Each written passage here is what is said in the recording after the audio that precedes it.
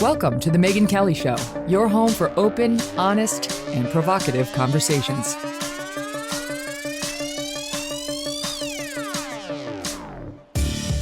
Hey everyone, I'm Megyn Kelly. Welcome to the Megyn Kelly Show. We are airing live now 5 days a week on SiriusXM Triumph Channel 111, and you will find me here live from noon to 2 p.m. Eastern. We are also making the show available later in the day as a podcast, available on any and all podcast platforms, if that's how you prefer to get your news.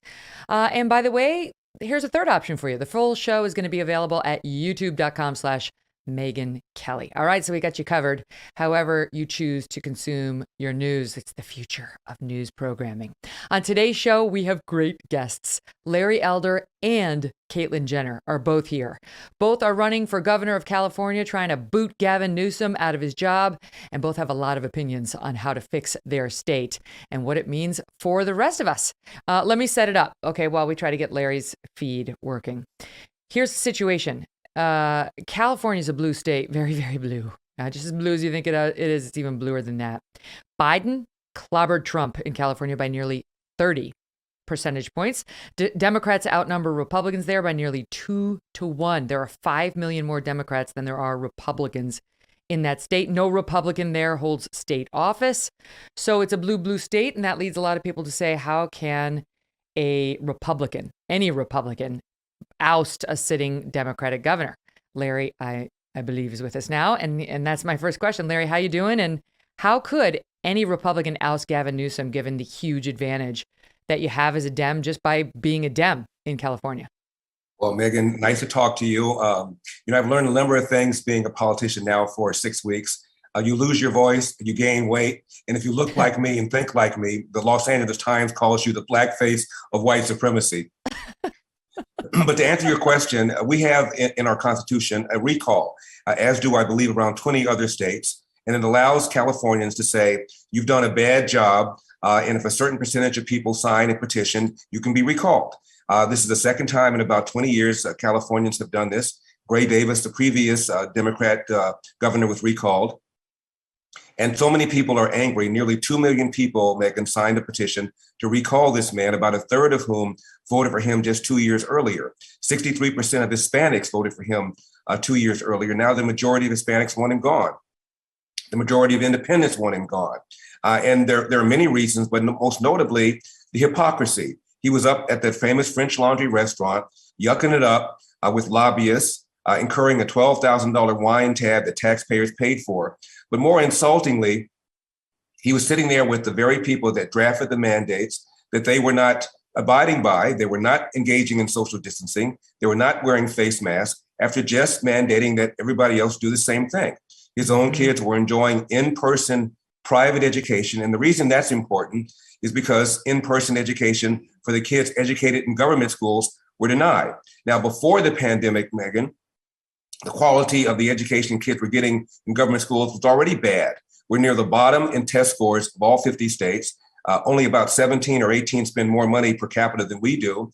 And before the pandemic, 75% of Black boys could not read at state levels of proficiency. And those levels are not high. The math scores are even worse. Nearly half of all third graders could not read at state levels of proficiency. Again, math scores worse. And 80% of the kids educated in our government schools are Black and brown.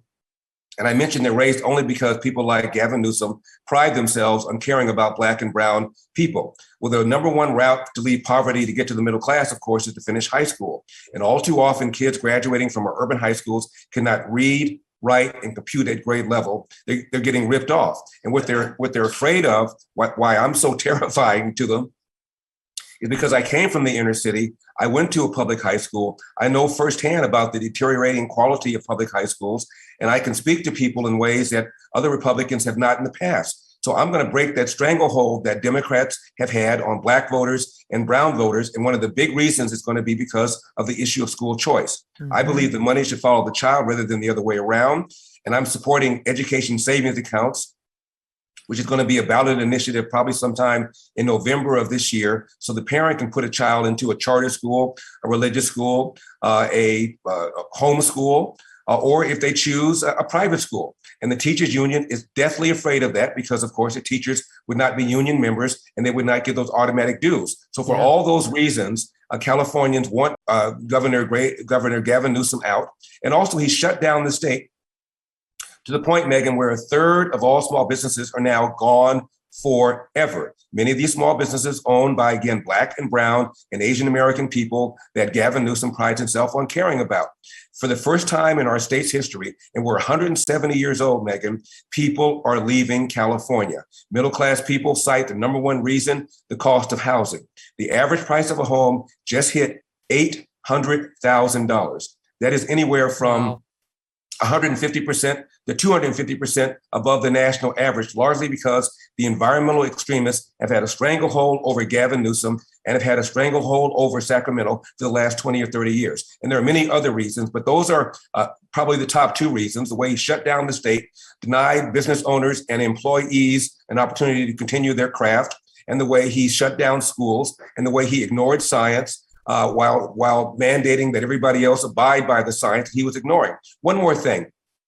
He also mandated you wear face masks outdoors. Well, he had his own kids in summer camp not wearing face masks. So it's the hypocrisy that angered so many people. And in my opinion, come September the 14th, we're going to have a brand new governor, and that governor's name is going to be Larry Elder.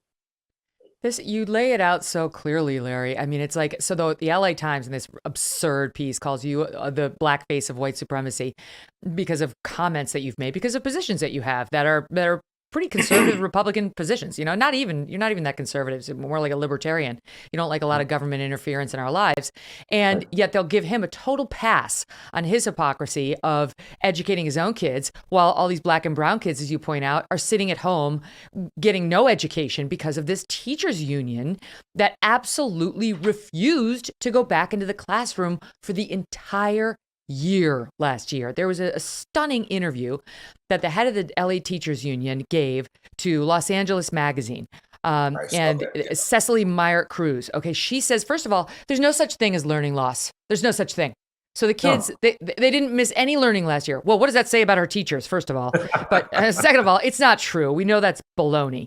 But she came out and said, look, you can recall the governor, right? Go ahead and recall the governor. You can recall the school board, but you're not going to recall me. Yeah, I'm the head of the teachers union. And what she's basically saying is, here's a middle finger to all the parents out there who think that anything is going to change, even if they put Larry Elder in there, because she's not going to let the dollars follow the children. She's not going to let there be charter schools. She's going to maintain her stranglehold on the California public education system. Well, that's right. And let me read you the quote from LA Magazine, to which you just now referred. Quote, "Our kids didn't lose anything. It's okay that our babies may not have learned their times tables. They learned resilience. They learned survival. They learned critical thinking skills. They know the difference between a riot and a protest. They know the words insurrection and coup." She even went so far as to say learning loss was a fake crisis marketed by those who want to take over the state.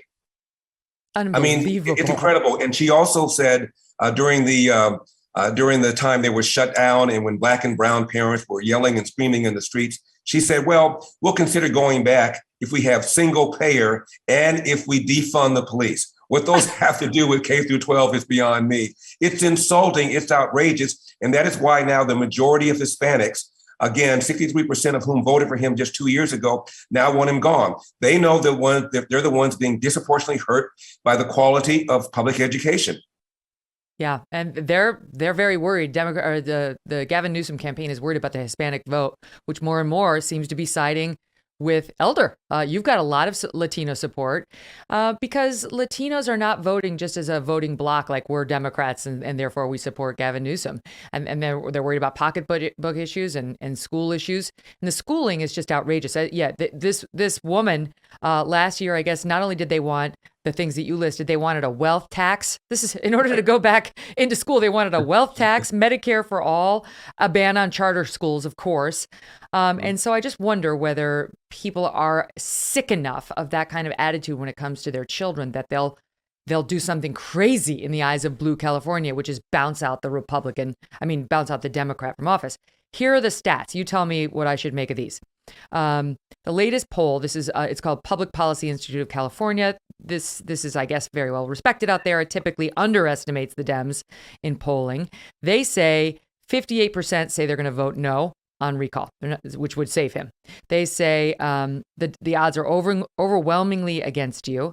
And this is a poll that I guess it understated Democrat support in the 2020 presidential race by 3 points and California gubernatorial race by 11 percentage points. So why should we believe you can still do this? Well, not too surprisingly, I don't buy that. We also have our own internal polling, which shows the pro-recall side versus the anti-recall side is within the margin of error. And on the who will replace him side, I'm far, far ahead of my Republican rivals. So I'm not worried about that, but I am worried about the first part. And it's my job in the waning days of this campaign to remind people of why nearly 2 million people signed that petition. I've already talked about the way he shut down the state. We talked about the decline in the quality of public education while his own kids were enjoying in-person private education. We have not talked about the rise in crime. Crime is up, violent crime is up in Oakland, in San Francisco, in Los Angeles, in San Diego, in LA, where I am, Megyn. Shootings and homicides are up 41%, and that is up from the year before, which was also up, largely because during the coronavirus pandemic, under this governor, 20,000 convicted felons were released early, many of them violent offenders. And based on history, the majority of them are likely to reoffend. Just the other day in Oakland, Barbara Boxer, the former senator, was mugged. Her cell phone was taken. And a few days earlier than that, the Oakland police chief complained about money being diverted from his police department because of this defund the police movement. We also have two soft on crime DAs. One is in San Francisco, one is in Los Angeles, and Gavin Newsom's fingerprints are on both of them. The one in LA is named George Gascon. He's facing a recall election. So is the one in San Francisco. His name is George Gascon, rather. And Gavin Newsom appointed him police chief of San Francisco, appointed him DA of San Francisco, and then supported him when he became DA of Los Angeles. And both these DAs support cashless bail, meaning if you're a bad guy, you have a court date, and you don't show up for your court date, there are no real consequences. Mm-hmm. And so for all these reasons, crime is going up, and disproportionately, the victims of crime are the very Black and brown and Asian American people, again, that people like Gavin Newsom claim that they care about. And the price of a home in California, Megyn, has just hit $800,000. That is anywhere from 150% to 250% above the national average, depending upon what study you read. That is why middle-class people are leaving, working-class people are leaving. And when they do leave, the number one reason they cite is they cannot afford the price of a home. So declining quality of schools, crime up, can't find a home, and the way this guy hypocritically imposed mandates that he didn't violate themselves. It's my job to remind people of all of that, plus bad forest management. We have 5 seasons here in California now, Megyn. The 5th one is now fire season because of the poor management of our forests. We also have rolling brownouts because of the poor way we've been investing in our energy grid, forcing utilities to depend upon weather-dependent, unreliable so-called renewables like wind and solar, and underinvesting in our power grid. There's no front where this man, in my opinion, has done an acceptable job. $30 billion were stolen from our Education Development Department. This is the department that's supposed to administer unemployment benefits for the very people in California who couldn't go back to work. 1 million people were waiting for their unemployment checks, while $30 billion were given to criminals who applied for unemployment benefits from San Quentin and criminals who applied for California unemployment benefits from Nigeria. I'm not making this up. $30 billion. I did not know that. Well, so you tell me then, Larry, why, given all those things you just listed, why does it appear that the early vote is going for him? Now, that's not atypical that the Democrat would get more in the early vote because the Republicans tend to go day of. But this is what I read. 6.4 million ballots have been turned in as of yesterday. The Democrats accounted for more than half, according to the LA Times. Republicans just under a quarter. The guy who heads up the data collection firm who looked at this said the higher the turnout, the greater Newsom's chances are of staving off this recall, given the way the state's voter registration goes. He said the Democrats needed a 1.3 million ballot cushion going into Election Day. They currently have 1.84 million more ballots returned than Republicans. So those are not good numbers. It seems like you need a huge Republican surge on Election Day. How do you get that? Well, I guess I have a couple of responses. just because Democrats turned in their ballot doesn't mean they voted for Gavin Newsom. I'm on the campaign trail. I've been on the campaign trail for 6 weeks. I cannot tell you how many Democrats have come up to me and told me, you're the first Republican I'm voting for because I am fed up. The rise in homelessness doesn't have a party. The rise in the cost of living in California doesn't have a party. The decline in the quality of public schools doesn't have a party. So I think a lot of Democrats. Larry, didn't you just get the former Democratic leader in the state who endorsed you? What happened? Who was that? It was a woman. Her name is Gloria Romero. And she was a state senator, not just a state senator. She was the state Senate majority leader, a Hispanic. And she is very angry about what I said about the schools being shut down and about Gavin Newsom, the teachers union, opposing school choice, which the overwhelming majority of Hispanics want. It was a big deal. She crossed party lines. She's not renounced her party. She still is a registered Democrat, but she has incurred the wrath of the party that she's is still affiliated with, because she dared to suggest that she's concerned about the quality of education, concerned about the crime, concerned about the shutdown of a third of all small businesses. Many of them are owned by Hispanics. So for all those reasons, Gloria Romero has crossed party lines and has supported me. But as I was saying, the assumption is just because a Democrat has turned in the ballot, the Democrat's going to vote for Gavin Newsom. I think there's going to be a lot of red faces come September 14th when they add up the ballots. And the other part is what you just now said.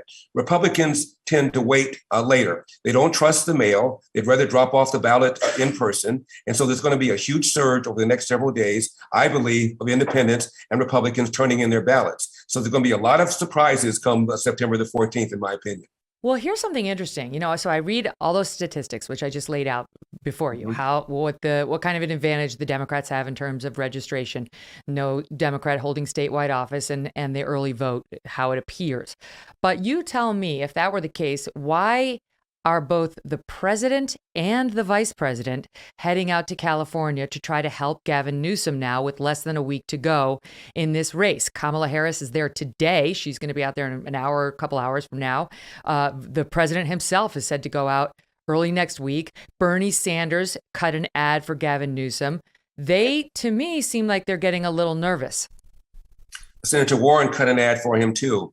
And in both the Bernie Sanders ad and the Senator Warren ad, none of them said anything like this: Gavin Newsom has done a good job for California. They never came close to saying that.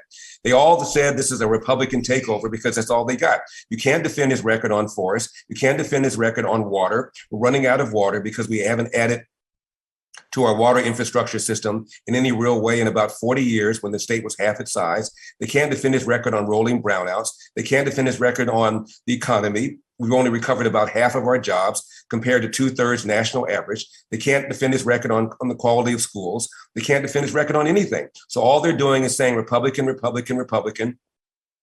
And I was on CNN recently, and I was identified as a Trump Republican. Nobody calls Gavin Newsom a Hillary or Biden Democrat.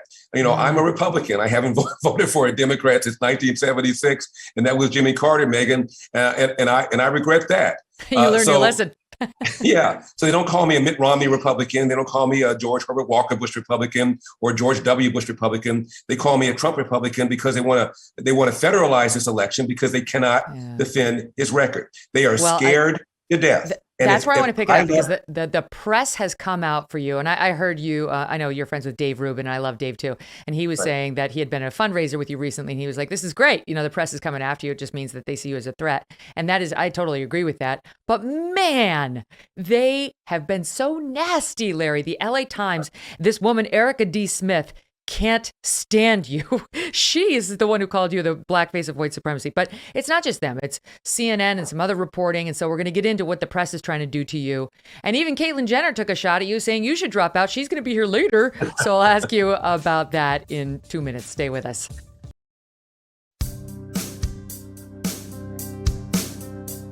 Welcome back to the Megyn Kelly Show, everybody. Back with me now is California gubernatorial candidate and radio talk show host, Larry Elder. Larry, thank you again for being here. All right. So Erica D. Smith, a diversity writer for the LA Times, was also a social justice correspondent for the Sacramento Bee. Not surprisingly, doesn't like you because she doesn't like any conservative or Republican, period. But she calls you the blackface of white supremacy. She says you're skin folk, but not kinfolk. And I ask you whether Erica D. Smith sounds an awful lot like a racist. Well, I really haven't attacked her for attacking me like that. It's just a silly thing. And it's not even worth, the energy to even have an opinion about it. But some people feel that if you are a Black conservative, somehow you're a traitor to the race. By the way, the kinfolk, skinfolk line isn't even original. And I've been called everything from a tax cheat to a woman hater to somebody who waved a loaded revolver at somebody.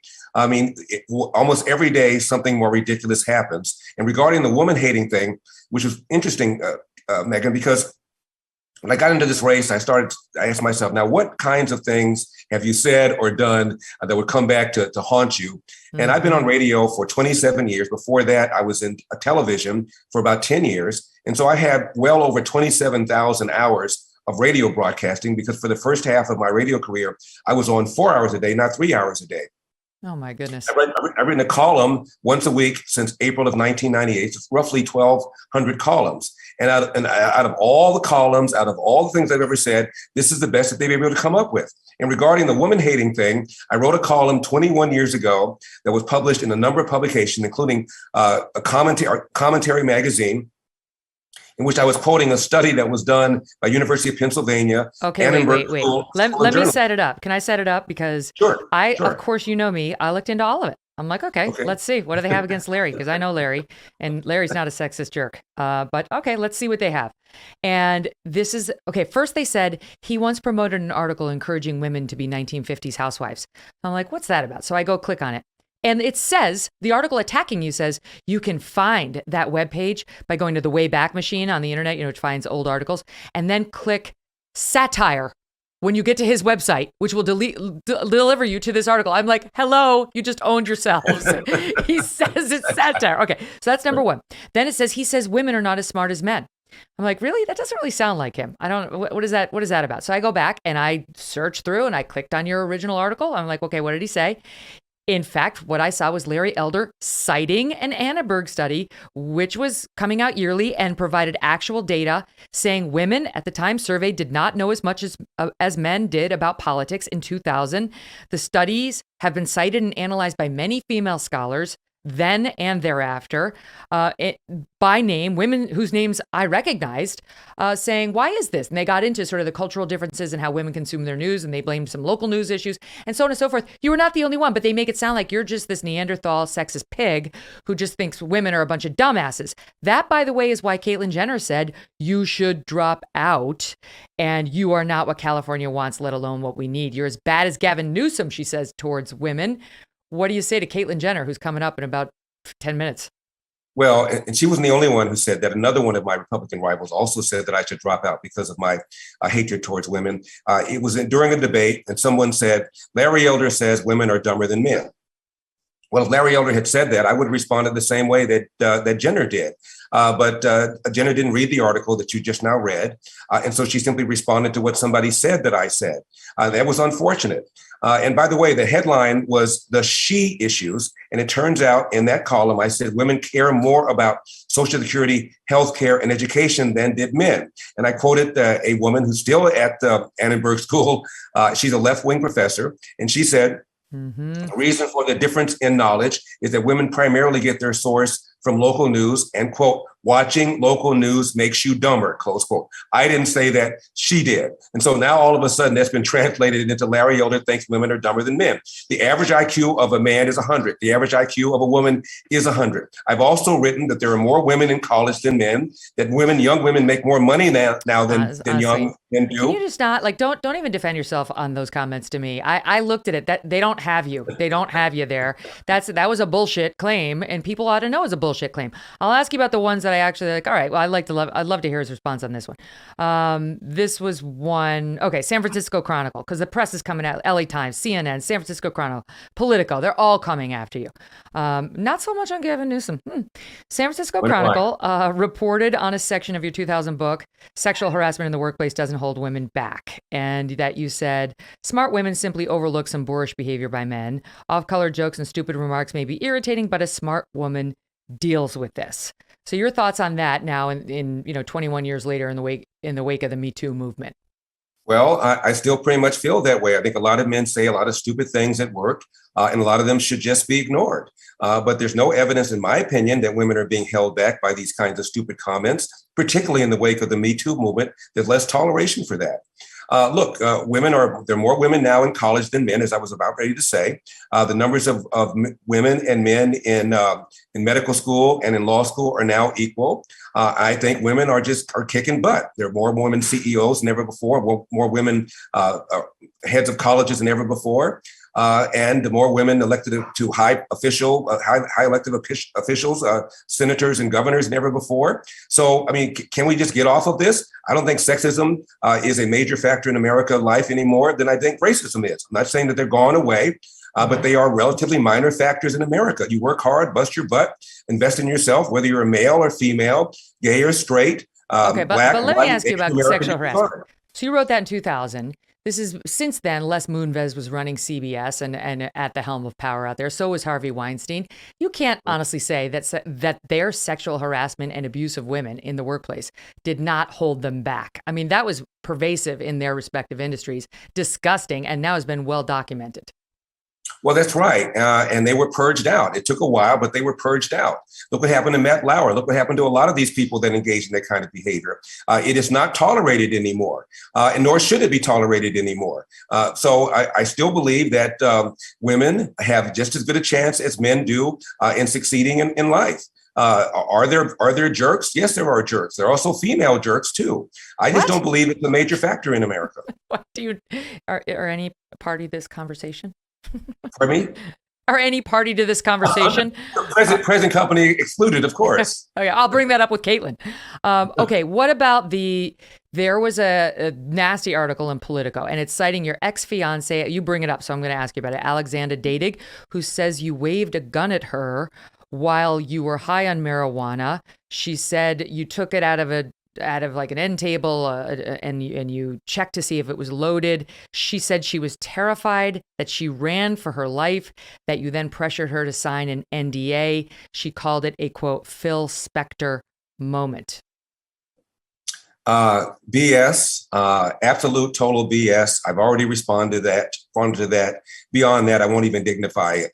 It's ridiculous. What people don't quote is the letter that was written by Father John Bacchus, who is a priest of a major Greek church here in Los Angeles, and where she lived, one of the apartments owned by the church. He put out a statement about her and denied that she ever told him anything like this. I urge you to read it. And also, there have been other men and women who've been asked by the LA Times and other people about my character. At least 25 of them have called me and said, I was on for a half hour, 45 minutes, 15 minutes. I talked about your character. I talked about how you've never, ever, ever done anything like that. And all of a sudden, you never hear any of these quotes from all these people that the LA Times tracked down. I would say at least 25 or 30 people that I've known for anywhere from 20, 25, 15 years have been contacted by the LA Times, all of whom denied knowing or hearing anything like that about me.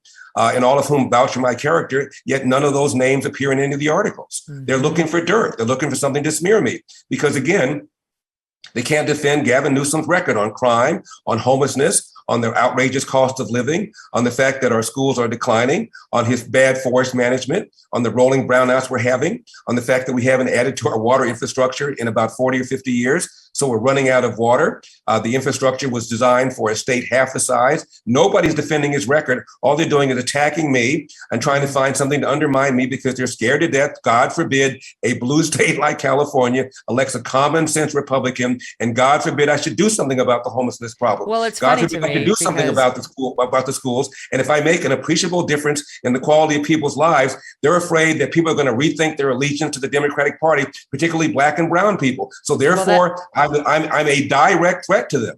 And I understand that's the that. thing, because you're a black man from South Central Los Angeles who made your own way in this world. You know, your dad's got a story that belongs on the front page of every newspaper. You're his son. You brought up by a guy raised in the Jim Crow South, the real Jim Crow South, and you're self-made entirely. And now you get accused by a white woman of a crime of abuse, and at the point she accused you, she had never filed a police report or something, and so on and so forth. You would think if you had a Democrat after your name, you were going after a sitting white Republican governor. I can't help but feel the LA Times coverage of this entire story would look very different. I do want to say that this woman now she filed a report with the LAPD over these allegations. She was alleging basically a misdemeanor gun violation. They have declined to prosecute, saying even on her allegations, it happened 6 years ago. It's a 1-year statute of limitations for a misdemeanor. That's that. Less coverage again of Gavin Newsom's affair with his then appointments secretary, who was married to his campaign manager, not to mention everything that went on with Arnold Schwarzenegger and so on, that the California voters seemed fine looking past. I don't know. You tell me, because I feel like it's character assassination. And every one of these publications, if it were just the one woman coming forward, that's one. But everything I read now is trying to come after you as a white supremacist, as a sexist pig, as a domestic abuser. I mean, Larry, it's like, does it bother you? It's a lot. No, of course it's not pleasant to read that stuff, but Megyn, when I started to run, I knew it was going to happen. I know how vicious they can be. I know what a threat I am. I undermine the whole narrative that systemic racism is a major problem in America. I undermine the critical race theory narrative. I undermine the reparations narrative. So I am a threat. I've always been a threat. I've been a public figure for almost 40 years now, and all sorts of vicious, nasty things have been said about me, some even more vicious and nasty than some of the ones you just now mentioned. So I knew that was coming. I was ready for it. I wasn't born yesterday. I've been following politics all my life. I knew it was coming. All because they don't want to face the fact that this man, Gavin Newsom, has trashed California. People are leaving California for the very first time. There's a net migration out of California. It's never happened before. And the rate at which businesses are leaving California in 2021 is twice the rate at which they've left the last 3 years. And more businesses have left so far in 2021 than have left all of last year. The LA Times doesn't want to deal with that. They don't want to deal with the rise of homelessness. They don't want to deal with the rise in the cost of living. So let's attack Larry Elder as being, quote, the black face of white supremacy. It's ludicrous, and it's insulting to the people that signed this petition. Nearly 2 million of them did. And about a quarter of them are independents and Democrats who just voted for him 2 years earlier. The majority of Hispanics now want him gone, even though 63% of them voted for him 2 years ago. So this is what's going on. They see the ground shifting underneath them, and they are scared to death. That's why Kamala Harris is coming here, and Joe Biden is coming here, and Warren is coming here, and Bernie Sanders. Again, none of them defending Gavin Newsom on the record, all trashing this as, quote, a Republican takeover, close quote. Well, let's not forget about DiFi, because that's the other thing that's getting a lot of press interest. I mean, that's why one of the reasons they're worried about you, and why the national Democrats are worried about this race, because Dianne Feinstein is 88 years old and she could retire at any moment, or God forbid, worse. And the sitting governor of California, if she were not to finish out her term, would have the ability to appoint her replacement. And we have a 50-50 tie in the Senate right now. And the Democrats can't afford to lose a seat, and the Republicans would absolutely love to gain one. You've tried to make that an issue. They've tried to make that an issue. And that is something that I would think that the Democrats in California would be paying attention to. Okay, can I ask you about this soundbite from Gavin Newsom? Because he decided to weigh in on all of this. To me, he sounds in messaging a little bit like Justin Trudeau of California, but here's what he had to say. Listen. The idea that we have someone on the other side of this ballot that could be sworn in a matter of weeks, that not only doesn't believe a woman has the right to choose, not only doesn't believe, as the senator said, women are as smart as men. By the way, I don't know if you've seen Senator Warren cross-examine folks on Wall Street. Apparently Larry Elder has not. Women are smarter in politics, smarter in civics. They're smarter in economics. Women rule. Oh my God. I meant to say Justin Trudeau, Canada. Oh my God, Larry. I like the patronization, right. I don't need Gavin Newsom to tell me I'm smarter than any given man. In his case, it's absolutely 100% true. But just the pandering, it's so stomach turning. Sorry, I stole the word. You tell me what you thought of that. Well, again, he's not talked about his record. He's always just maligned the other side. I've challenged Gavin Newsom to debate. I'd like to hear him defend his record on crime, defend his record on the declining quality of schools, defend his record on how he sat up there at the French Laundry restaurant with the people who drafted the mandates while he was not wearing masks, while he was not engaging in social distancing. In 2004, when he ran for mayor of San Francisco, Megyn, he promised to deal in the homeless problem in San Francisco in 10 years. That would have been 2014. Have you been to San Francisco recently? And when he became lieutenant governor, he sat around, banged the table and said, I have nothing to do. And I suggested that maybe, just maybe, he might want to fulfill the campaign promise he made in 2004 to address the homeless problem in San Francisco. He's got no record. He's got nothing to say. All he has to do is call this a Republican takeover and make stupid comments about me. If he really feels strongly about his record, I urge him to debate me. I'm happy to debate him anywhere, anytime, on a stage, in the back of a gym, on a hot air balloon, whenever he wants to set the terms. Let's debate. He wouldn't do that because it would mess up his hair. What about the other thing that they're throwing at you is a comment you made to Candace Owens, our mutual friend, saying slave owners should have been the ones getting reparations, should be the ones getting reparations or whatever for the loss of their property. This is got the LA Times upset. I mean, to me, I listen to him like it's classic Larry. He loves to be provocative in a humorous way.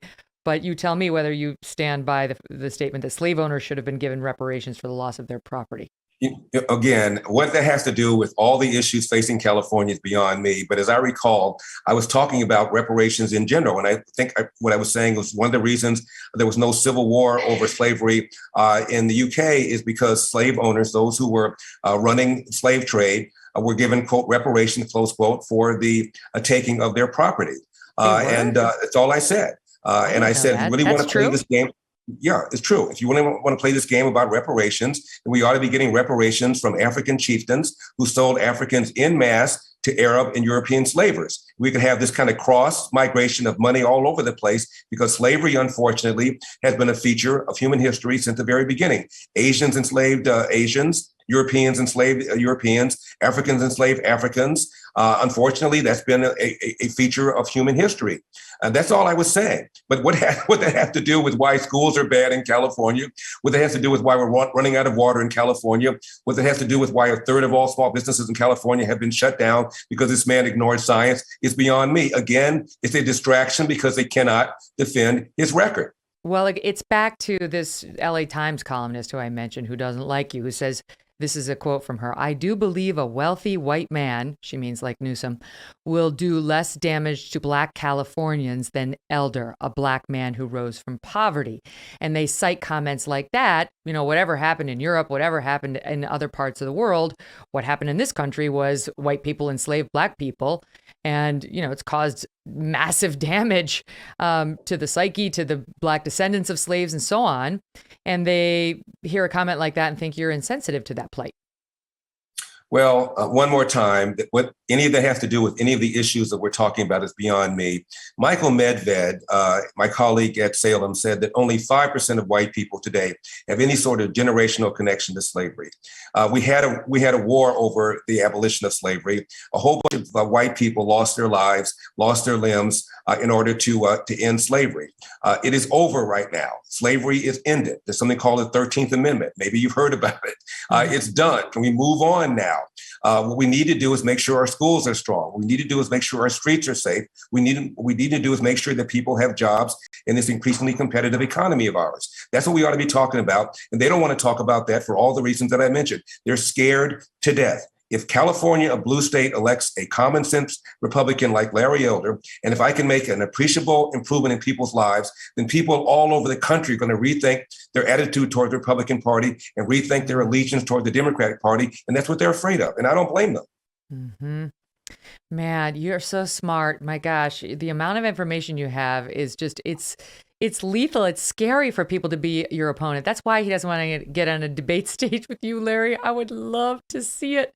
But listen, okay, we have less than a week left, and people are going to have to show up on the GOP and independent side and Dem side if they want you.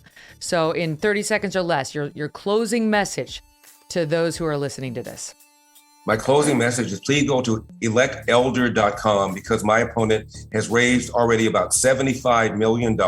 He's going to outspend me by a factor of almost 10 to 1 from the usual suspects, the teachers union, the public sector unions, Hollywood, and big tech. So I'm urging people to vote now, vote yes on the recall. Make sure you sign your ballot. If you don't trust the mail, you can track it online or you can drop it off at a voting center. And then on the replacement side, of course, I want you to vote for Larry Elder. But remember why 2 million people signed that petition: because of the rise of crime, because of the way he shut down the economy, because only half of our jobs have now been recovered pre-pandemic level versus 2/3 of jobs nationwide, that people are leaving for the first time, that our forests are being mismanaged, that our water infrastructure system is being mismanaged, we're having rolling brownouts. For all those reasons, just remember, this man has been utterly incompetent. He was born on third base, thought he hit a triple. I'm from the hood. My dad came here without 2 nickels to rub together after the war and rose from poverty to the middle class by working hard and by investing in himself and by not believing he's a victim. The Democrats want Black people and brown people to think of themselves as victims. I'm a unifier. I'm going to bring people together and I'm going to make California better. I'm going to restore the California dream for the 40 million Californians who are here, half of whom have said, Megyn, that they've considered leaving the state. All right. Larry Elder, always a pleasure. We're going to be watching over the next week. You got it. Thank you so much for having me. All right, and up next, Caitlyn Jenner. When she announced her candidacy, she was attacked by the left, of course, but she also touched off an important debate within the Republican Party, especially for some conservatives like Candace Owens. We're going to ask her about it. Plus, our phone lines are open. You got a question about my time at Sirius, my time at Fox News, about cancel culture, about the collapsing, dishonest, disgusting media? Give us a call at 833-44-MEGYN. That's 833-446-3496, 446-3496.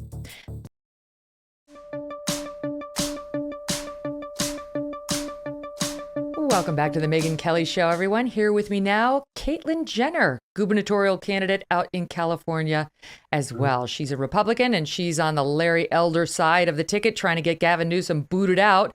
If a majority of Californians answer yes to that question, do you want Newsom gone?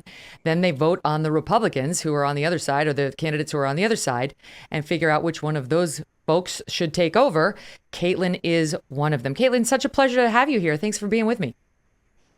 Megyn, I haven't seen you in a while. We haven't talked. It's a pleasure to be with you again. Aw, thank you so much. All right, so let me start with this, because I just had Larry Elder, and he's leading the pack on the GOP side as the most likely, if there's a recall, to win. The latest numbers on you were not so good. It showed you polling at just 1%. So do you think you still have a chance? Well, put it this way, the polling has been all over the place. Just like a week or two ago, another poll, had me in second place. And so it's been all over the place. So to be honest with you, I really don't worry about the polls. I have started this campaign months and months ago. And for the last almost month, I have been all over this state. My campaign has been about talking to the people. I've been the homeless issue down in ground zero in California for the homeless issue is Venice Beach. I've been down there speaking with the local people, finding out what we can do. The programs that they're actually doing a very good job right now. In Venice Beach, the sheriff department came in and a homeless person's, one of their first contacts they're going to have is going to be with law enforcement. Mm-hmm. And they've been on the ground there working really hard and do an amazing job with Alex Villanueva's. They have a host program, they call it, and doing a wonderful job. And you know what? Gavin Newsom has never been to Venice Beach. I was shocked. He's never come here. Look what's happened as far as the homeless issue in San Francisco, his former city. The homeless issue, he has spent about $13 billion on the homeless issue over the last few years. And has it gotten any better? Not at all. It has only gotten worse. Why has that happened? Gavin Newsom is about special interests. He's about nonprofits. These nonprofits have taken this money, and about 90% of the money goes to the nonprofit. Very high salaries, A lot of employees, only about 10% actually goes to helping the homeless. And plus the nonprofits are not interested in solving the homeless crisis. Why? Because if they do, they're going to be out of a job. I want the taxpayer in California to get a good return on their investment. And right now, as far as the homeless issue is concerned, they're getting a horrible return on their investment. If you take the host program, the sheriff's department's program in Venice, all they have is one lieutenant, one sergeant, and 3 deputies, and they work that beach. That is a good return on your investment. We have to take a more aggressive look at the homeless issue. In the future, no, it's a hot mess out there. But let me ask you too about the teachers unions, because that's another problem, right? They take all this money and they negotiate away the students' rights. They don't care about the students at all. It's all about lining the teachers' pockets. The teachers just got a huge increase in their budget. The budget for students, individual students, allegedly for them, went up 69% versus 2 years ago. But the students aren't going to see any of it. It's all going to be new hires that'll go into the teachers' union, making them more powerful. So what do you do about that if you're elected? You know what? I thought about that. When I first thought about doing this, I said, oh my God, I'd have to go up against the teachers' union. And that's kind of a tough job, very powerful organization. And then I thought back, you know what? When I first came to California in 1973, I came here to surround myself with some of the greatest athletes in the world, and I did. And I took on the biggest athletic machine in the world, the Soviet Union. And you know what? Me and my friends, and we trained hard and outworked them, and we beat the Soviet Union. And I thought, if I can do that, you know what? I can go to Sacramento. I can surround myself with really, really good people. And I can take on the teachers union. But this time, I want to win for your kids. We need to change our education system in this state. I am for school choice. I am for charter. I am for charter schools. I am for private schools. And also, I'm a big advocate of technical schools. Not every kid should go to college. They spend an awful lot of money. And then when they get out, they wind up working at McDonald's. It isn't right. What we need is really good technical schools. Now, the budget is $80 billion for schools in California, plus about another $10 billion with local and city funds. And the problem is that money doesn't follow the student. All right, wait, let me stand you by there. Forgive me, because we got to squeeze in a quick break, but we're going to pick it back up with Caitlyn on the other side. We're going to talk about how the left ruined the Olympics. Don't go away.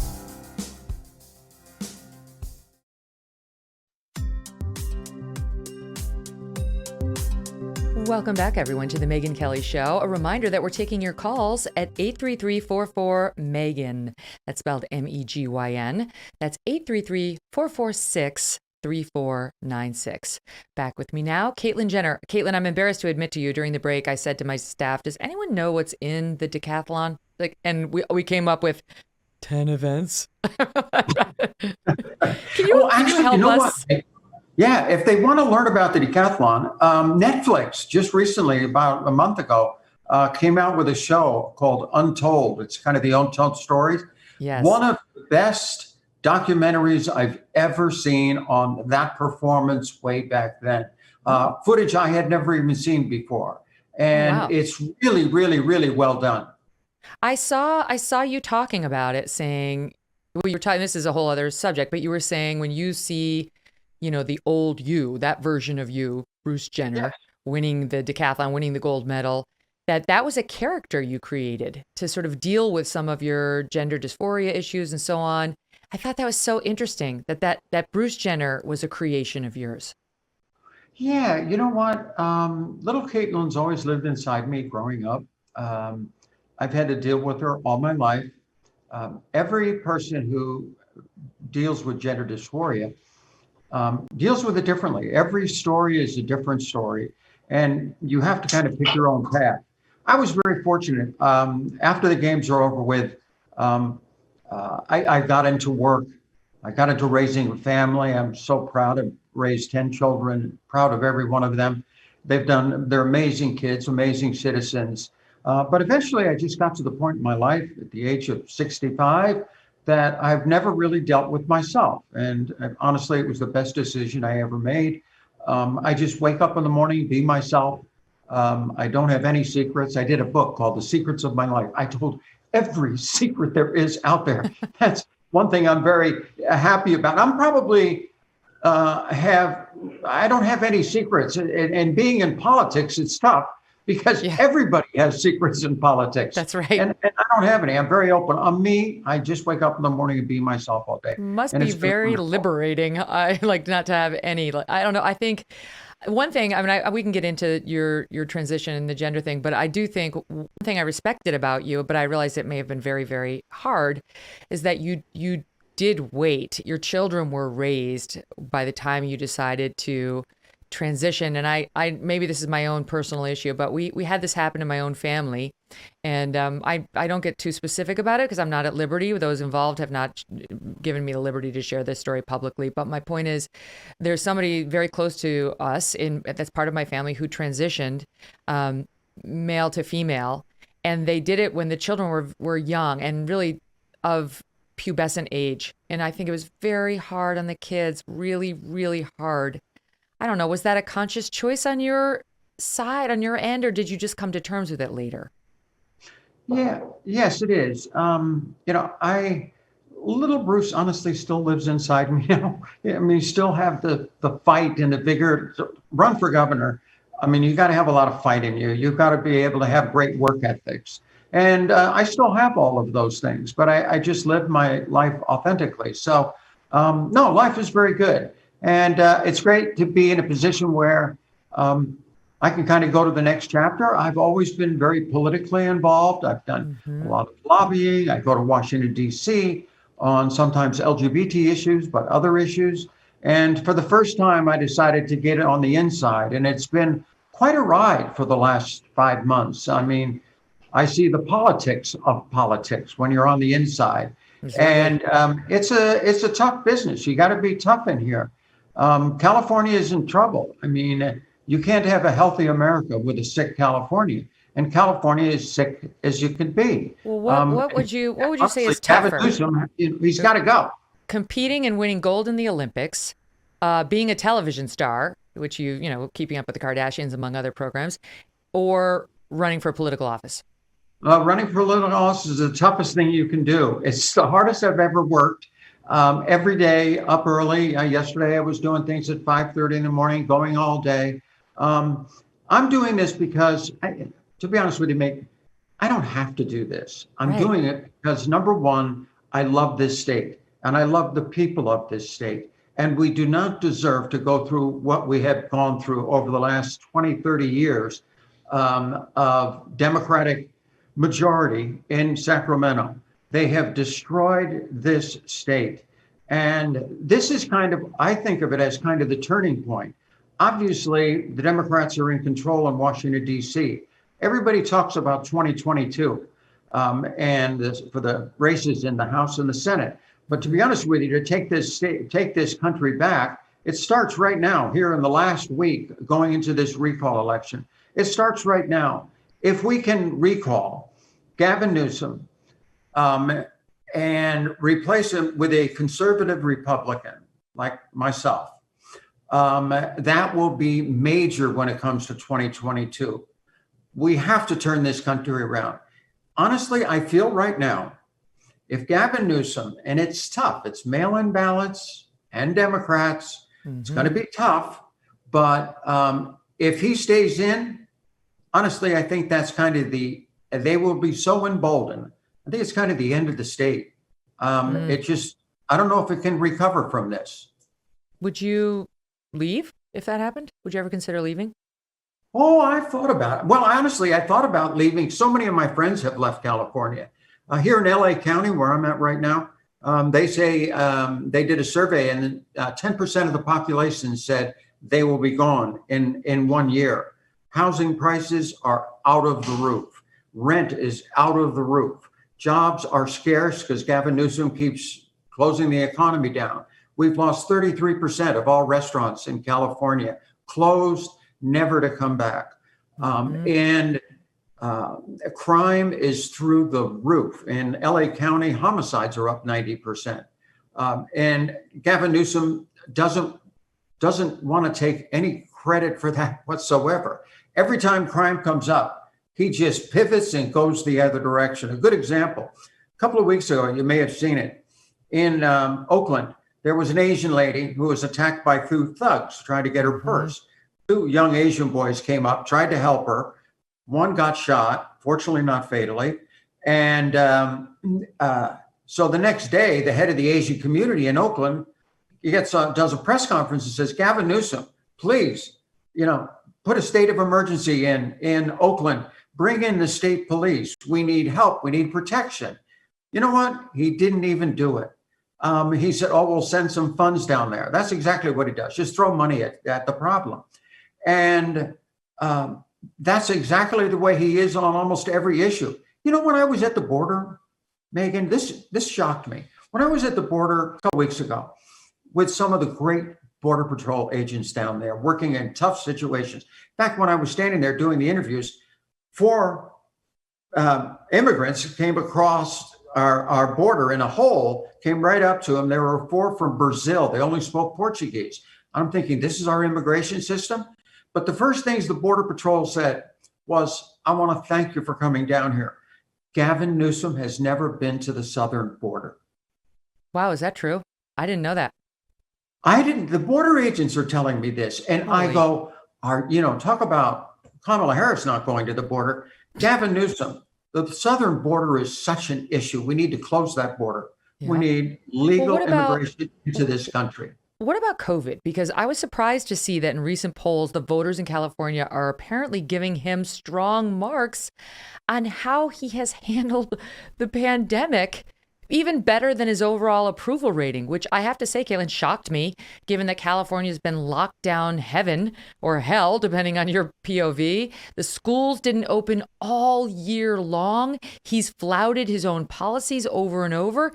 How can he be polling well on his handling of the pandemic? Well, first of all, the pandemic here in California has been used as a political tool to shut this state down, shut schools down. Other governors have done it different ways and been very successful. There is that delicate balance between the pandemic and the economy and public health. He used it as a tool to shut everything down. Honestly, the teachers union was controlling as far as keeping the schools closed. It wasn't Gavin Newsom as much as it was the teachers union. They got paid all year long. Schools were not open, and this 2.2 million people voted on this recall, wrote in for this recall. And I guarantee you, the majority of them were mothers and parents, fathers, of kids who have been locked out of school for a year, who lost a year of education, lost a year of socializing, a year of sports. Those are the greatest times in your life. And the kids are the least vulnerable to this disease. And but he used it as a political tool. Because why? Because the teachers union said he needed to do that. And that's what he does. He's all about, they shut our schools down while he's dining at the French Laundry with all his special interest people. The hypocrisy of Gavin Newsom is just unbelievable. So you're not in favor of vaccine mandates, mask mandates, or you tell me, are you? Yes. This is the way I would handle mask mandates. As governor, there would be no statewide mask mandates. I would leave that decision up to the counties on the local level. I am sure the conditions in Los Angeles County are a lot different than a county up near Mount Shasta. I think the local counties can decide what they want to do when it comes to mask mandates. And I also believe in the freedom of a business, that they have the right to choose whether they want to have mask mandates in their facility or not. That is their decision. And I respect that.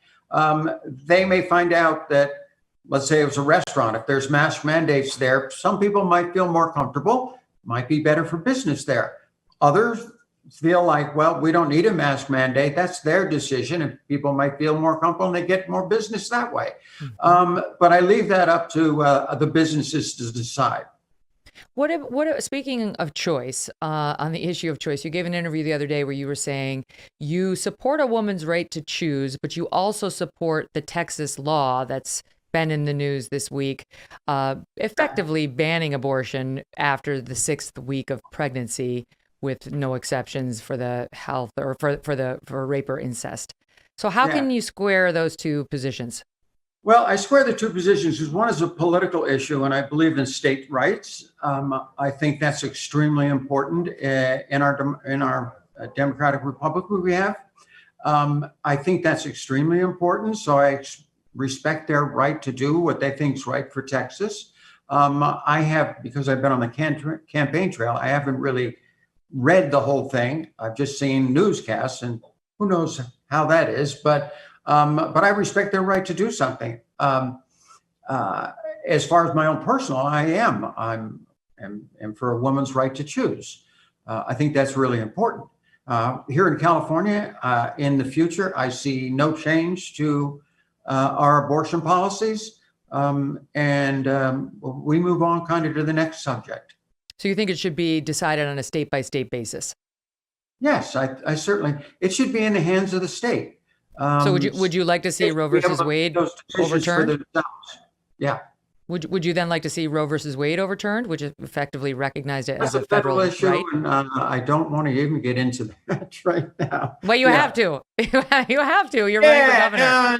No. I am fine with Roe v. Wade as it is, and so we'll leave it at that. But if an individual state rights are important. No, but if it's a federal right, then the states don't have the right to change it. If you have a federal right to have an abortion prior to when the child is viable, you can't have a state law like Texas is. That's at the heart of the legal issue going up. We will see how that one turns out. I'm sure this one's going to be in court for a long time. What about, you've been mentioning you went down to the border and you've been traveling the state. You've been getting hit for also traveling out to Australia to star in Celebrity Big Brother. And I know you've said it's a commitment that you made professionally that you felt the need to honor. But boy, people have made a lot of that in the press saying she doesn't really want to be governor. This is a publicity stunt. Here's of course. The press is amazing. Everybody has a job who's running for governor. I mean, Gavin Newsom's out there campaigning every day, but he's got a job in Sacramento. Larry Elder's still on the air.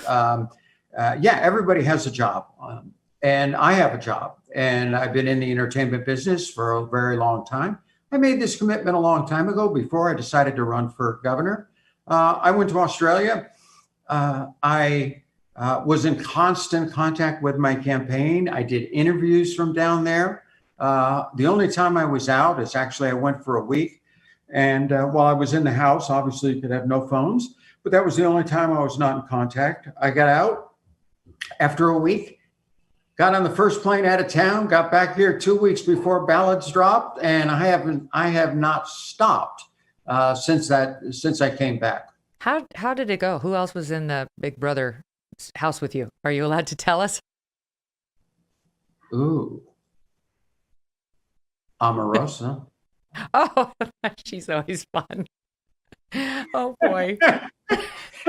Yes, it was very interesting having Omarosa in there. Yes. OMG. Oh, she can make her points clear. Let's put it that way. I've interviewed her many times. Yeah. Spent some time. Yeah. The people in Australia, because it's only shown in Australia, will have to watch. It's actually pretty funny. All right. So I want to ask you about your call for Larry Elder to drop out since we had him on the show. I want to get into the Olympics and how woke these athletes have gotten. And then I want to ask you whether it was a good idea to tell your own children, most of whom are very, very, very famous and popular, not to get out there and campaign for you. We're going to pick it up there right after this quick break. And by the way, folks, our phone lines are open. You can give me a call at 833-44-MEGAN. That's 833-446-3496.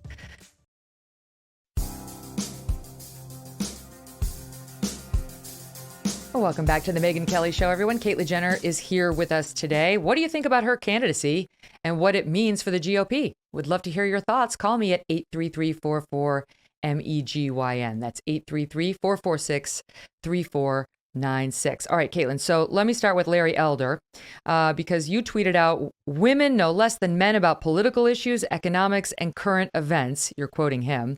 At Larry Elder, drop out now. You are not what California wants, let alone what we need. I'm the proud father of very powerful, intelligent, successful women. You're as bad as Gavin Newsom towards women. Do you stand by that? A little shot across his bow. There has been things that have come out about Larry. To be honest with you, really honest, I think in a lot of ways, and I'll explain this, Larry Elder kind of helps Gavin Newsom win the recall. If you see the ads that are going on right now in California, it's the Republican recall. And with the right wing, hard right wing, Larry Elder, we can't do this. And we have so many, a couple of weeks ago, it was like 53% of the voters were undecided. Out of that, about 90% of them were Democrats and about 10% independents. Certainly Larry Elder can get the hard right wing side of it. But I can't see Democrats voting for Larry Elder. I can't see independents voting for Larry Elder. He's too far right.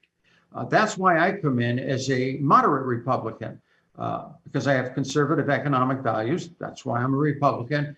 But also being moderate, I'm inclusive to all people when it comes to social issues. I think that's the way more Californians think California should be. I mean, we all want a vibrant economy. We all want jobs. Every Democrat, independent, Republican, doesn't make any difference. We want a vibrant economy, and that's what we need to build. But we also have to be inclusive to all people. So if a lot of the allegations that these women have come up against Larry Elder, I think he should seriously look at what he's doing right now. If he were to get in, oh my gosh, I mean, look what happened to Trump for 4 years of allegations that weren't even true. They led all the way to impeachment over a phone call. Larry Elder's, brings in a lot of baggage. And well, so do you. So does everyone. They all have baggage. Everybody has baggage. It would destroy him if he got in. But let me ask you about that particular comment, right? Women know less than men about political issues, economics, and current events. That's what you said led you to say drop out. I mean, do you know why he said that, or did you go back and look at the article in which he said that? No, I just saw a lady on camera, a former girlfriend, or I think fiance, saying not good things about Larry. I don't know if it's true. I mean, obviously that has to be investigated. But if it is true, personally, he's got some things I think that it could be damaging to him. Yeah, but aren't you doing to him what these woke warriors do to virtually everybody? Doesn't matter if you're a Republican or a Democrat. Frankly, they'll come for you just if an allegation gets swung your way. And I'll tell you, I don't know whether this woman, the ex-girlfriend's allegations are true or not. She's making them in the context of a political campaign in which she supports one of his opponents on the GOP side. And she waited until now to file this police report, which is not being prosecuted because the statute of limitations has expired. But he's denied it. And basically what she alleges was a misdemeanor in showing her a gun. But the comment that you cited, women know less than men about political issues, economics, and current events, and I just went over this with him and I looked at it myself. It's from a study at the Annenberg School of the University of Pennsylvania that came out regularly and that was authored by a woman and that has been cited by many, many women trying to take a hard look at why there are gender gaps in political knowledge. And it's an issue. It's been an issue over the years. It doesn't make it sexist for him to repeat what a study concluded. It doesn't mean he was celebrating it. It was him saying, this is a thing. And let me tell you why. And he cited a woman saying it's because they're too reliant on local news, which you cannot trust. So to me, this is you sort of, you swung and maybe missed on this because I don't know that this one's a fair attack. Does that sound fair or what? Yes, it does sound fair. First of all, me as an individual, I am 100% for women's rights. I think women, honestly, have always been with very strong women. I have You my have. children. That is true. We know That's that. true. Yes, and my children are all very strong, entrepreneurial. I encourage that through their, when they were growing up. I always told them the ability to grow is directly related to the amount of insecurity you can take in your life. And I love like that that. statement just I like that because too. you got to take chances in life. And my kids took chances in business, personally, all of that. They've always taken chances, and I applaud them for that. And I think they can learn. All women can learn a lesson from that. So yeah, I am all for women's rights. I have 100% respect for these women and what they've been able to accomplish, and also for the individual. Right now, we have more private citizens running for public office than ever in history. And honestly, I think that's a good thing. I'm an outsider. I'm not, I'm not responsible for one tax. We're the highest tax rates in the nation. I'm not responsible for that. And we have 21.2 million words of regulations in the state of California. We're the most regulated state in the nation. We were 49th out of 50 as a business-friendly environment, but good old Gavin Newsom got us to 50. And so now we're the worst state in the nation to do business in this state. And honestly, it just shouldn't be that way. We have to change it. We have the greatest workforce out here. We got the greatest weather out here. We've got, the greatest beaches, you name it. I mean, California is the place to live. But unfortunately, it's become unlivable and impossible to do business in this state. Now, speaking of your daughters and beauty, at least 2, by my count, of your children are now billionaires, according to the magazines, Forbes, Fortune, and so on. So I wonder whether this relieves any of the burden you feel when it comes to possible elder care in your life. What is that like for you? You look around at the amazing kids that you've raised and to see that level of success. Well, I'm extraordinarily proud. They did it with being really smart and a lot of hard work. All my kids. Is Kylie 20, 21? How old is she now? No, she's actually now 23. Such an old lady. But she was a billionaire before 21. She just turned, we just had the birthday. She just turned 24. I can't keep them all straight. Yeah, okay. She just turned 24. And she's done very well for herself. She's worked very hard, been very smart. And I couldn't be more proud of her. Yes. Yeah, it's amazing. And she's expecting a new baby. All the kids are like that. Kim started working when she was like 17, 18 years old. She was starting her own businesses. She's done that all her life. She's, a phenomenal person. Now, Kylie's expecting a new baby, which she did come out and announce yesterday officially, but I'm told you may have let that cat out of the bag inadvertently a few days beforehand. No, I didn't let it out of the bag. I have another one. As I travel around the state, I was up with the Forest Service up at the fires and talking about fire prevention and what's wrong with our forests and why are they burning and what are the resources you have, what more do you need, and spent a day and a half up there. And it was really great. Well, I was walking through the woods, some reporters going with me and says, what about all your grandkids? I said, yeah. And I said, I got another one on the way, meaning my other son. Okay. Yes, meaning my other son. But of course, TMZ got a hold of that. And sometimes you get in trouble because she had not announced it yet. And I see. I didn't know I wasn't even referring to her. So, okay. Yeah, well, so as you say, 10 children, there's a lot to keep track of. Yeah. Okay. So let me ask you, let's shift gears and talk about the Olympics, because you referenced your time taking on the Russians, as evidence that you can take on the teachers union. And you did, you made us all proud in 1976 and won gold and set all sorts of world records that just were stunning. So I wonder, because what I read is that you were the person who started the tradition of running with an American flag after a win. And I thought of you as I watch people like Gwen Berry turn her back on the flag when she was in the Olympic trials. And as I see people like Megan Rapinoe, kneel, disrespecting the flag, and how the flag has now become a partisan, a political thing, that it's, the dog doesn't agree with any of this. Somebody came to the door. Keep going. So what's your feeling on the woke Olympians and athletes who are disrespecting our flag? Yeah, you know what? I was disappointed. I have a couple of friends that were going to the games, and when I competed back in 1976, the games were just so special.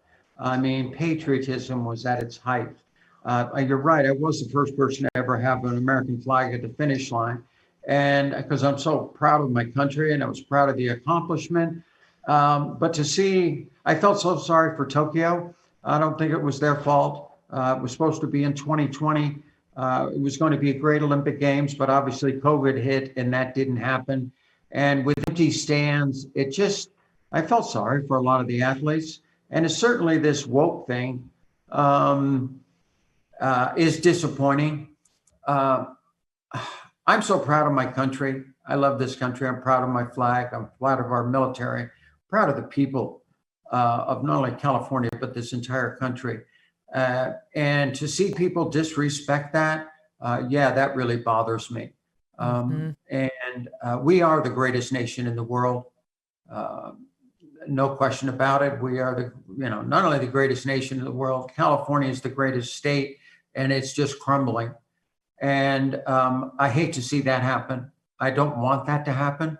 And that's why I'm running for governor. I want to change things. I want to be an inspiration to people. Mm-hmm. You know what? If you don't like what's happening in your, school system, don't just go to the school board meeting. And we see a lot of these videos out there and complain what's happening. Run for the school board. Get in a position of power. If you don't like what's happening here in town, run for city council, run for mayor. Get in a position of power so you can change something here. And don't just sit back and complain about it. I don't want to move from California. I may be forced to move at some point. I don't know. But I don't want to move from California. This is my home. I've been here for 48 years. So many of my friends have left. And honestly, I can't blame them. Right. And so many of my friends' business have failed because of Gavin Newsom shutting this state down for the last over a year now. I don't want that to happen. We need to change things and people need to stand up, and I'm standing up. Well, this is why I respect you, because as you pointed out earlier, you don't have to do this. You've had a lot of success in your life, a lot of wealth. You could be sitting back, just enjoying. I mean, it's unbelievable to me that you're now like 71. It's like incredible. You look amazing. You've achieved a lot, but you're kind of like Trump in this way, right? He didn't have to do it. You don't have to do this. You obviously want to make a difference.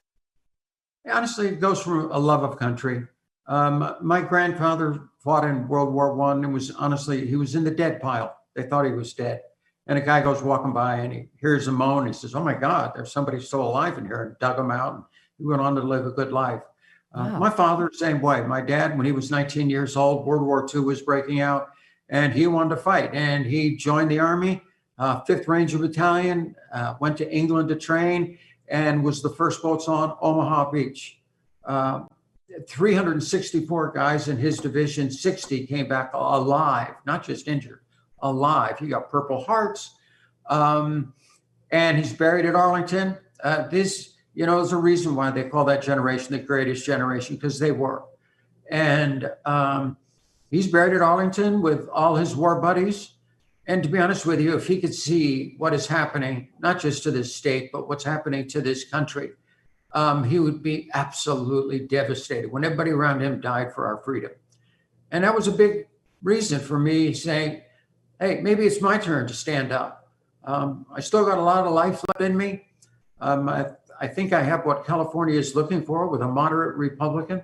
And, I'm excited to do this. I've met some of the greatest people out on the campaign trail. I mean, really good, solid Americans, solid Californians, and people that I want to associate with and hang out with. And it's been an amazing process, no matter what happens. Mm-hmm. Most important thing is we got to get Gavin Newsom out of there. If we don't get him out of there, they will be emboldened and they'll crack down on us even harder. I mean, I've watched you all along and I've seen you've taken so much guff from various pockets, right? And I've heard you say you've taken more flack for being a conservative Republican than for being a transgender person. And I have no trouble believing that. How is that manifested in your life?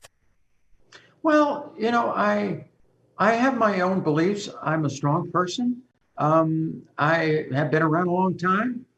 I study a lot of different things, and I have my beliefs, and I've always been that way.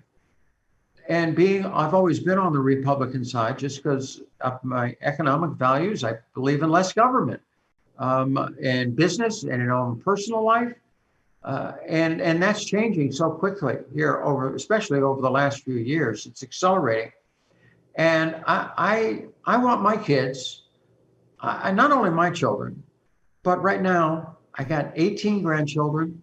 Oh my goodness. I got 2 on the way.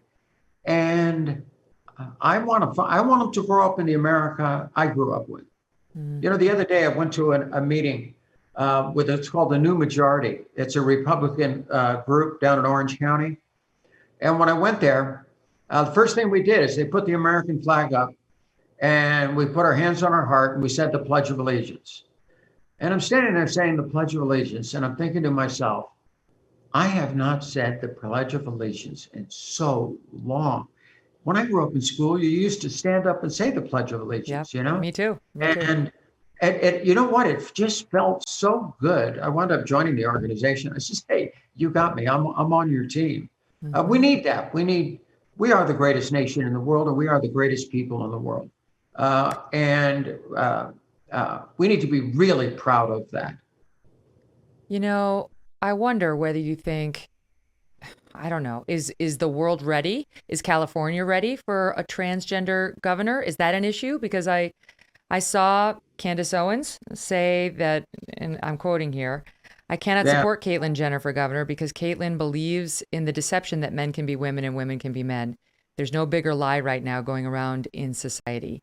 And I love Candace Owens, but I understand she feels this way, and there are a fair amount of conservatives who share that view. So what's your thought? I think, Megyn, I need to do her show. Every time I'm around anybody, I've never met her. I watch her all the time. I think she's great. She's very conservative. But I think I need to do her show because every time I'm around people get such a different impression of who I am. And even the issues that I've had to deal with all my life, they get a very different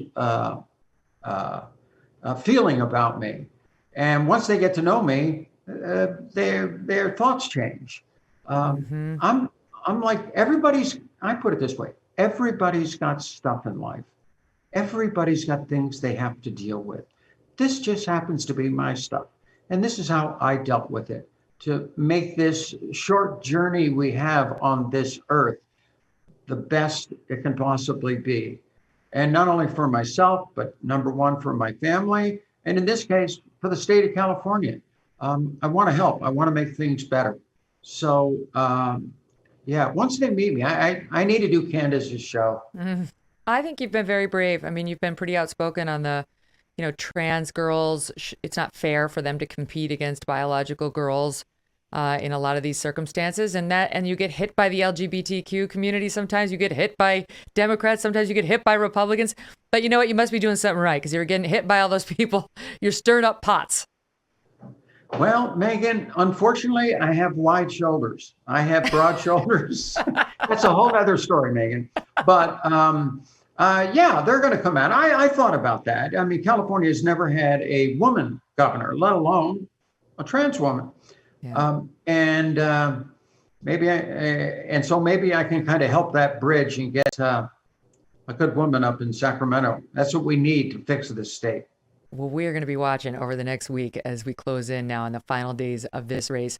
Caitlyn Jenner, what a pleasure. Thank you so much. It's always a pleasure talking to you, Megyn. To be continued. All right, up next, we're taking calls. Is your school skipping the pledge like Caitlyn just talked about? Is your school saying the pledge? That's probably a better way to put it in today's day and age.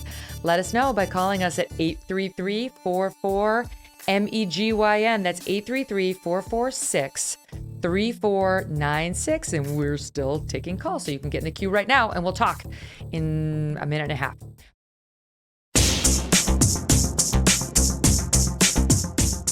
Welcome back, everyone, to the Megyn Kelly Show. We're taking your calls at 833-44-MEGYN. That's 833-446-3496. I want to bring you a feature we have here on the MK Show called Real Talk, where we just kick around an issue that's in the news that we want to talk to you about. And today, that's the NFL, because we're about to get into NFL season again. The first game is on Thursday.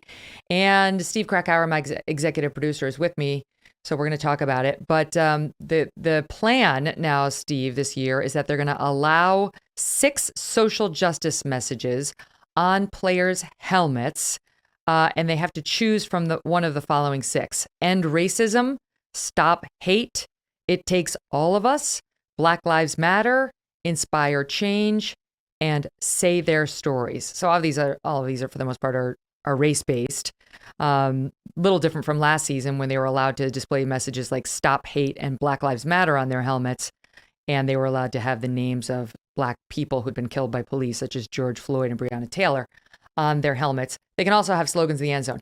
I feel like this is still not going to go over well. I don't think people want politics in their sports. I think that's why the NBA has taken such a hit and learned from its prior experience.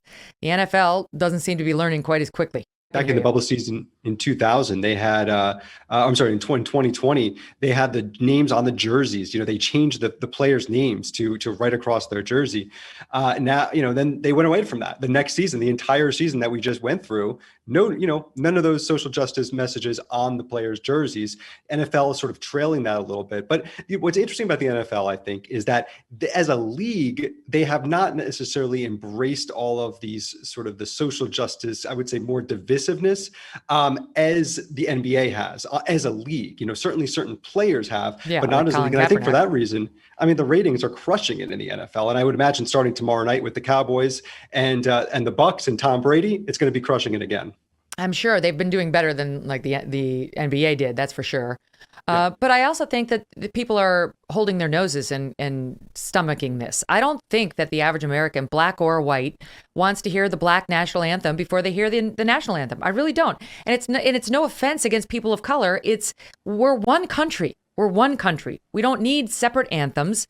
It's a chance to come together, celebrate America, all of it, good, bad, warts and all, and then play a sports game. And not to shove politics or divisive cultural issues down the throats of the viewers who are looking for a getaway. Right, and I think that we've seen that in some of the polling as well. I wonder a lot. NFL. You think of, yes, people like to watch their teams. There's definitely that. Fantasy football, gambling. I wonder how much of it, as you talk about kind of holding your nose, is like, look, I don't care about anything else other than how are my players doing? Let me just, see if I'm betting on this game, how they're doing. It's an insane industry. Gambling has been rising across the nation. I think now up to 20 states have legalized it or on the track to legalize it. So how much of it is kind of like, we're not supportive of this kind of messaging, and we're just gonna really kind of laser focus on the game that we care most about. It's funny because I talked to Clay Travis on this show one time about his love of sports, and I love Outkick.com. Even though I'm not a sports person, I love to read Outkick. And great interview, by the way, on Outkick. Thank you very much. Yeah, I sat with Bobby Barack and we got into everything yesterday. But he was explaining to me why so many men in particular, but women too, love sports. And he was saying, it's Sunday. I've had a tough week. I sit down in front of the tube. I got a beer. For 2 hours, I just get to sit and enjoy myself, and all my troubles melt away. And I was like, this is an aha moment for me. That's how I feel when I watch The Real Housewives. That's just the same thing. And I do not want to see little messages about the Me Too movement in front of my Real Housewives programming. I don't want those women talking about politics at all.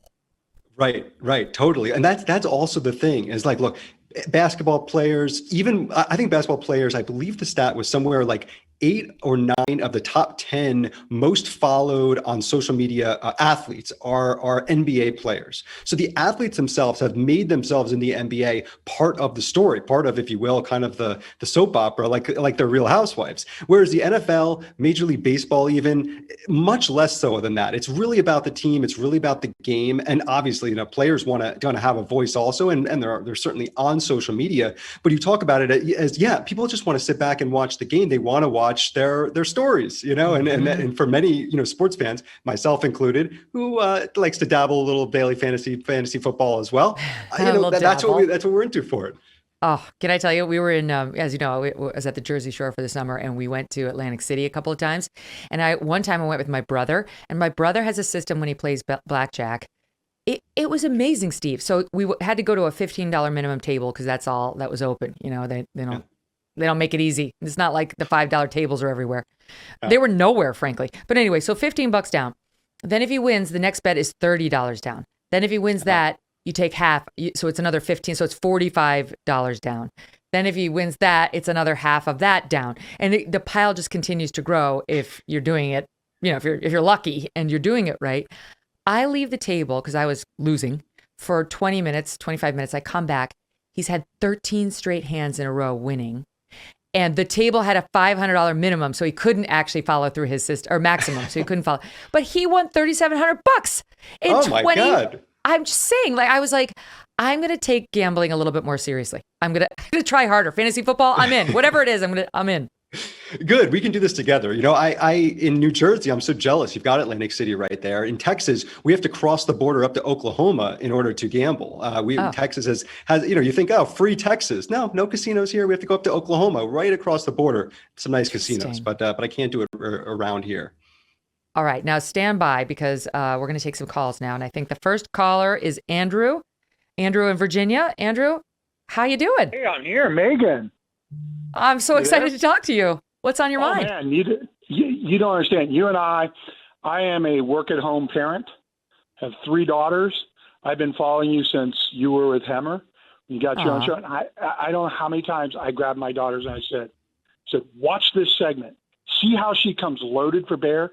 She's not just a talking head. She does her research. She knows what she's going to interview this person about. And she knows where to push them back. And I have a rule with my daughters because we kind of span the political spectrum. You can have your opinion, just back it up. Yes. That's all it is. Oh, I love that. Yeah. You're teaching them to be critical thinkers, not ideologues. Yeah. Perfect. Yeah, I call them thinking warriors. That's what I do. You know, and we're having a tough time now. And I left you a message earlier. I hope you do a little more, not just on woke, but I call it the woke dope situation, because I think there's too much dope that is helping these young people get into the woke mentality. So hopefully you'll bring more people on who can interview that. But I think this connects with your 2 interviews, because I am and always have been very impressed with both of those candidates. But Caitlyn does not come with the breadth of knowledge to take on the 6th largest economy in the world. So you're not buying that because she took on the Russians at the Olympics, she can take on the teachers union. No, just listen to how the 2 approached your questions, and Larry had the facts. Larry has obviously thought about these things. He's really critically thought and worked through these for years, and Caitlyn is kind of coming in on her celebrity, and she's a great representative for the conservative movement. But why do you think you can take on this role? It just wasn't there, and the interview kind of exposed it. Yeah. You know, I think whatever happens next week in California, she is a great surrogate. You know, if she doesn't win this race, I do think it's good for the Republican Party to have all different stripes and folks inside of it, right? Because they always get painted as just this white male party. And it's not. You know, yes, there are a lot of white people who are Republican. Yes, there are a lot of men who are Republican. But there are also a lot of people of color, a lot of Hispanics, a lot of trans people. It's not monolithic. And I think she's sort of a good example of it. Anyway, thank you for calling. I hope I talk to you again. And now we're going to caller number 5. I don't know caller number 5's name. What is his name? Her name. Kristen. Hey, how you doing? Hi, Kristen. How are you, Megyn? Good. How are you? Oh, good. I'm so excited to get on. Congratulations on the new Sirius show. But I, was very involved in working to get the kids back to school last year with COVID. And I just found it fascinating that, in that movement, just how much else, parents discovered was actually going on in the classroom. So just kind of wanted to hear your opinion on, how much you think things will change now that people are really paying attention, or, I just think it's been really great. And, politically, I would say in our town, a lot of parents come from very different sides of it, but have kind of united, and they're at least having the conversation. Yep. That's a great question. And first of all, thank you for getting involved and paying attention, because too few parents are doing it. And it's one upside of the COVID, homeschooling, whatever you want to call it, remote learning, is that we got to pick the dress up a little and see what was under there. And it was a little horrifying to see how much indoctrination was going on. So I think, to pick up, on our guest point earlier, run for the school board, on Caitlyn's point, run for the school board, stay involved. And I think it's going to go on, because for these schools, a lot of them, it's ideological.